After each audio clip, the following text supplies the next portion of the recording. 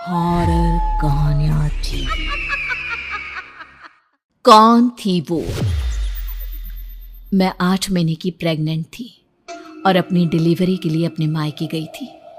माँ ने मुझे फोन पर बताया, घर के पीछे की तरफ जो खाली जमीन थी ना, वहां पर एक नया कमरा बनवा लिया है।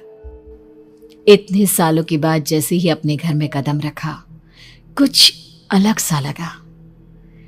माँ, ये घर के पीछे की तरफ नया कमरा बनवाने की क्या जरूरत थी? अरे बेटा, घर के पीछे दूर दूर तक खाली जमीन है। तेरे पापा को कई दिनों से लग रहा था कि यहाँ पर एक कमरा बनवा लेंगे तो ताजा हवा मिल जाया करेगी।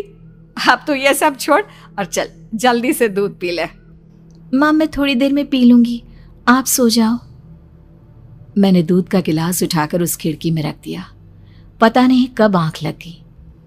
अचानक से खिड़की के पल्लों के खड़कने की तेज आवाज आई। दूध का गिलास धड़ाम से जमीन पर आ गिरा। जमीन पर गिरते ही दूध का रंग लाल हो चुका था। मैंने खिड़की से झांक कर बाहर देखा। चारों तरफ धुप अंधेरा था। उस अंधेरे की तरफ से कुछ आवाजें आ रही थी, जैसे छोटे बच्चे आपस में खिलखिलाकर मस्ती कर रहे हो।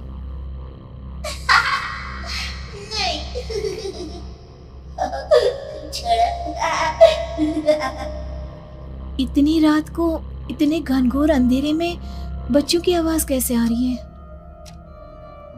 घड़ी में वक्त देखा तो ठीक 12 बजे थे। देखकर मैं सन्न रह गई। बुरी आत्माओं और भूतों की कई कहानियां मैं सुन चुकी थी।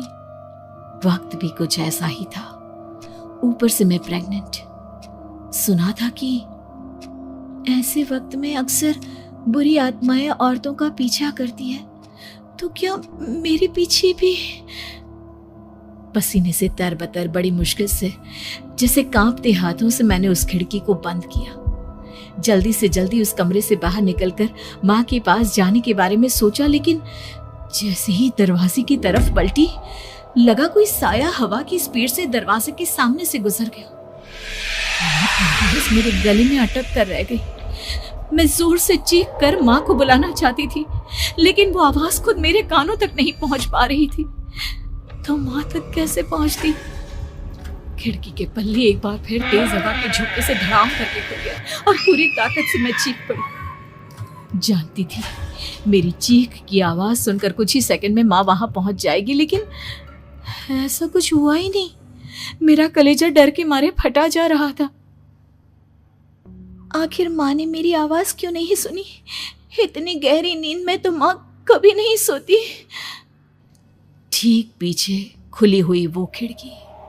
मुझ में इतनी ताकत नहीं बची थी कि मैं पलटकर उस तरफ देख भी सकूं।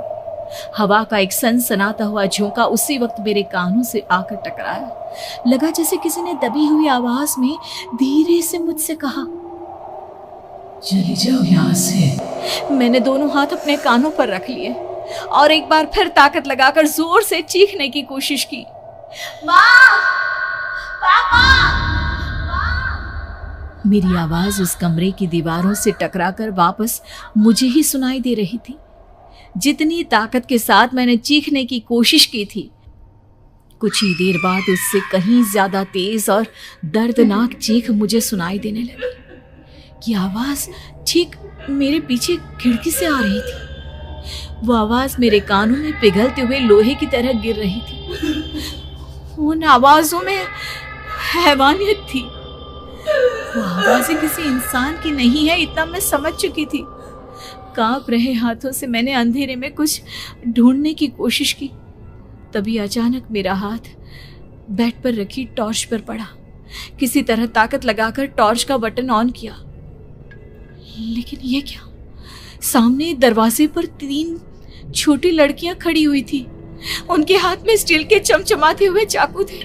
मैं घबराकर लड़खड़ाई और पीछे की तरफ हटी, लेकिन तब तक वो मेरे पास आ चुकी थी। उनकी गर्दन टेढ़ी थी और उनके हाथों के वो चाकू मेरे पेट को निशाना बनाने को तैयार। मैं जोर से चीखी, नहीं, छोड़ दो मेरे बच्चे को, मत मारो, मत मारो, छोड़ दो मेरे बच्चे को। सोनाली, क्या हुआ बेटा? तू इतनी डरी हुई क्यों है? उठ बेटा, क्या हुआ? हड़बड़ाकर मैंने अपनी आंखें खोली। देखा तो दिन निकल आया था। माँ मुझे जगा रही थी। मेरा चेहरा पूरा पसीने से लथपथ था। क्या हुआ बेटा, तुमने कोई बुरा सपना देखा क्या? मैं अभी तक अपने पूरे होश में नहीं थी। वो मेरे बच्चे को मार देगी माँ। वो लड़की मेरे बच्चे को। मैंने घबराकर अपने पेट को छुआ। सब कुछ ठीक था। और वो दूध जो रात को यहाँ पर गिर गया था, उसका रंग लाल हो गया था। माँ ने हंसते हुए दूध का गिलास मुझे दिखाया।